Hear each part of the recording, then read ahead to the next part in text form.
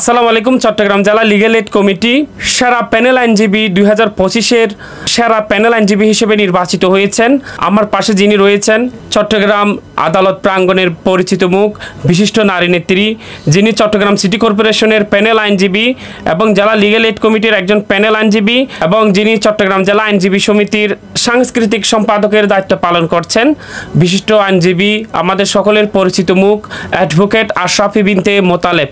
আজকে তিনি legal aid দিবসের উদযাপনের দিন তিনি আজকে সেরা আইনজীবীদের মধ্যে সেরা লিগ্যাল এইড প্যানেল আইনজীবীর পুরস্কারটি তিনি পেয়েছেন। প্রায় 102 জনের মতো আইনজীবীর মধ্যে তিনি প্রথম স্থান অর্জন করেছেন। সেই হিসেবে তার অনুভূতিটা আমরা জানব। এখানে আমার পাশে তার গর্বিত পিতামাতারা এসেছেন। আমরা কথা বলবো অ্যাডভোকেট আশরাফি বিনতে মোতালেবের সাথে। তার কেমন লাগছে? আসসালামু আলাইকুম। আজকে জাতীয় জেলা লিগ্যাল এইড দিবস উদযাপন করা হয়েছে পুরো বাংলাদেশে। আর পুরো বাংলাদেশের মধ্যে চট্টগ্রামে আমি সেরা প্যানেল আইনজীবী হিসাবে আজকে আমি সম্মাননা ক্রেস্টটি গ্রহণ করেছি জেলা জজের হাত থেকে, আমাদের লিগ্যাল এইড চেয়ারম্যানের হাত থেকে। আজকের দিনটি আসলে আমার কাছে অত্যন্ত একটি আনন্দের দিন, কারণ আমি আজকে দীর্ঘ অনেক বছর জেলা লিগ্যাল এইডে স্বচ্ছতা এবং সততার সাথে কাজ করে যাচ্ছি গরিব দুঃখী মানুষের পাশে থেকে। এই আসলে আমরা যারা জেলা লিগ্যাল এইডে কাজ করি, যে প্যানেল আইনজীবীরা, তারা একদম মানে সরকার আমাদেরকে যে ফিকে দেয় অল্প ফিতে আমরা সম্পূর্ণ বিনা খরচেই আমরা তাদের মামলাগুলো পরিচালনা করি। কিন্তু যখন দেখা যায় যে এ ধরনের কাজের একটা পুরস্কার স্বরূপ আমরা একটা এ ধরনের সম্ভাবনা একটা স্মারক পাই, তখন আসলে আমাদের কাছে খুব আনন্দিত লাগে। আজকের দিনটি সত্যি আমার কাছে খুব স্মরণীয় হয়ে থাকবে এবং আমি খুব আনন্দিত। আমাদেরকে এই মেসেজটা পৌঁছায় দিতে বলছে যে কোনো দ্বন্দ্ব যখন লাগে সেটাতে কোনো আনন্দ নাই, আপোষ করিয়ে দেওয়ার জন্য। আর সে আপোষের জন্য জেলা লিগ্যাল এইড সবসময় পাশে আছে। আর জেলা লিগ্যাল এইডে সাধারণত প্রথমে যে কোনো দুস্থ মহিলা কিংবা নারী, শিশু, পুরুষ যখন আসে তখন তাদেরকে এগিয়ারের মাধ্যমে আপোষ করাতে চেষ্টা করে। যদি আপোষ সেখানে না হয় তখনই একজন প্যানেল আইনজীবী দিয়ে মামলা পরিচালনা করার জন্য একজন আইনজীবী তারা আইনজীবীর কাছে দ্বারস্থ করে। আর জেলা লিগ্যাল এইড আসলে আমি মনে করি যে জেলা লিগ্যাল এইডের প্রচারণা এবং প্রসার আরও অনেক ব্যাপক হারে বেড়ে যাওয়া উচিত। এই জন্য আমাদের আমরা যারা জেলা লিগ্যাল এইডের প্যানেল আইনজীবী আছি, আমরা যারা জেলা লিগ্যাল এইডে বিভিন্নভাবে কাজ করছি, বিভিন্ন এনজিওগুলো ওরা জেলা লিগ্যাল এইড সম্পর্কে পুরো বাংলাদেশে যদি এই নিউজটা পৌঁছিয়ে দিতে পারে যে গরিব দুঃখী মানুষের জন্য সরকার বিনা খরচে মামলা পরিচালনা করার সকল প্রকারের সহযোগিতা করছে, তাইলে আমি মনে করি যে দুস্থ মহিলারা, পুরুষেরা এবং নারীরা আর নির্যাতিত হবে না, শিশুরা নির্যাতিত হবে না, তারা আর সবাই আইনের আশ্রয়ে আসতে পারবে। এই সম্ভাবনার স্মারকটা পাওয়ার পরে আমি গরিব দুঃখী মানুষের পাশে থেকে আরও বেশি কাজ করতে চাই।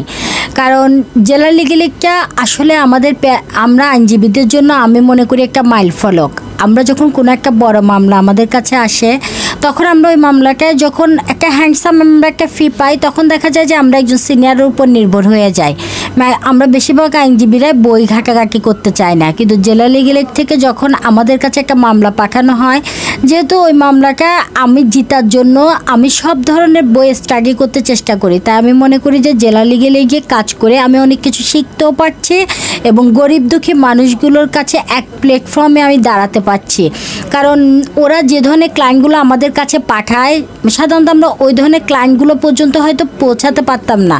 যেমন আমরা একটা মানব পাচারের একটা মামলা করেছিলাম কুমিল্লায়, ওই মামলাটা প্রায় প্রত্যেকটা পত্রিকাতে আসছিল, কিন্তু ওই মামলাটা হয়তো বা জেলা লিগ্যাল এইডের মাধ্যমে যদি আমার চেম্বারে না পাঠাতো, ওই মামলাটা আমরা জানতাম না যে ওই লোকটার ছেলেটা একটা জাপান নেওয়ার কথা বলে তাকে রাশিয়া নিয়ে বিক্রি করে দিয়ে কী ধরনের নির্যাতন করা হয়েছে। কিন্তু এই জিনিসটা আমরা জেলা লিগ্যাল এইডের মামলাটা পরিচালনা করার মাধ্যমে জানতে পেরেছি। আর ভবিষ্যতে আমার জেলা লিগ্যাল এইডের পাশে থেকে গরিব মানুষদের জন্য কাজ করে যাওয়ার স্বপ্ন আমার সবসময় আছে। আমি চাই শুধু জেলা লিগ্যাল এইড না, আমি নিজে ব্যক্তিগতভাবেও প্রতি মাসে একটা মামলা গরিব মানুষদের জন্য সম্পূর্ণ বিনা ফিতে করার জন্য। আর জেলা লিগ্যাল এইড যে আমাদের চিটাগং শহরে আছে, চিটাগংয়ে জেলা লিগলেট সরকার যে দিচ্ছে সেটার জন্য আমি প্রত্যেকটা এলাকায়, আমার এলাকায় বিশেষ করে আমার এলাকায় আমি প্রত্যেকটা গরিব মানুষকে জানিয়ে দিব যে সরকার তোমাদের জন্য, আপনাদের জন্য একটা জেলা লিগেলে গিয়ে গরিব মানুষদের মামলা করা হয়। আপনারা যারা নির্যাতিত, অসহায়, অর্থের অভাবে মামলা পরিচালনা করতে পারছেন না, তারা জেলা লিগেলে গিয়ে যান, হয় ওরা আপোষ করিয়ে দিবে, আপোষ না হলে আপনাদেরকে মামলা করতে সহযোগিতা করবে।